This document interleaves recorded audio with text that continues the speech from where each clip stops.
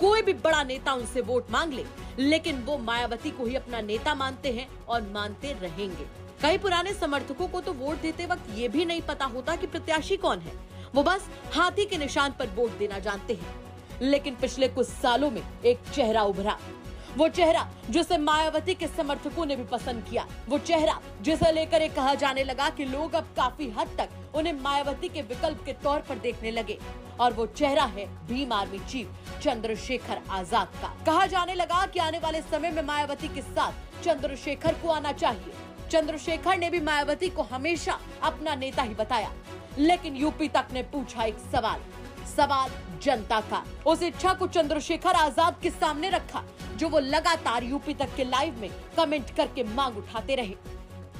जब चंद्रशेखर आजाद यूपी तक के न्यूज रूम आए तो हमने उठाई जनता की आवाज और खुलकर पूछा चंद्रशेखर से कि क्या आने वाले समय में चंद्रशेखर आजाद बसपा से, मायावती से, बसपा के आने वाले कल आकाश आनंद से गठबंधन कर सकते हैं? क्या आ सकते हैं चंद्रशेखर और मायावती एक साथ?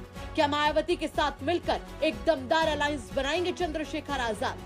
इस सवाल पर खुलकर रख दी चंद्रशेखर आजाद ने अपनी राय। सुनिए इस सवाल के जवाब में क्या बोले चंद्रशेखर। जी, मेरा सवाल ये था कि देखिए, अब तक जो हमने सवाल किए न्यूज़ रूम के सवाल से हम जनता की तरफ जाते हैं। जब हम लाइव करते हैं आपको लेकर तो हज़ारों कमेंट्स एक आते हैं, क्योंकि राजनीति संभावनाओं का खेल है। आपने कहा कभी भी कोई हमेशा के लिए दुश्मन है, दोस्त नहीं रहता है। बार बार लोग कहते हैं कि हम बहन जी को भी नहीं छोड़ना चाहते और चंद्रशेखर भाई के साथ जाना भी चाहते हैं। तो क्या कभी भविष्य में संभावना, क्योंकि देखिए एक बात है, किसी ने नहीं सोचा था कि उत्तर प्रदेश में समाजवादी पार्टी और बसपा साथ आए।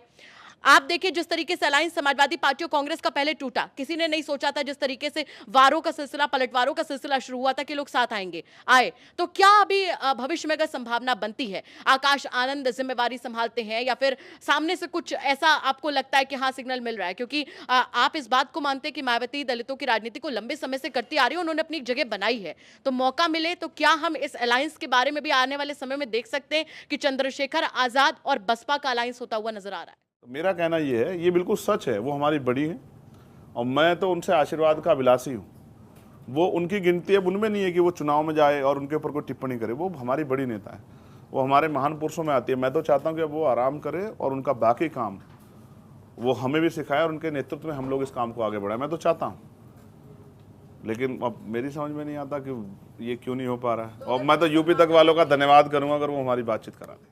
तो अब साफ है कि अगर मायावती चंद्रशेखर आजाद की तरफ एक कदम बढ़ाएंगी तो चंद्रशेखर बढ़ाएंगे 4 कदम।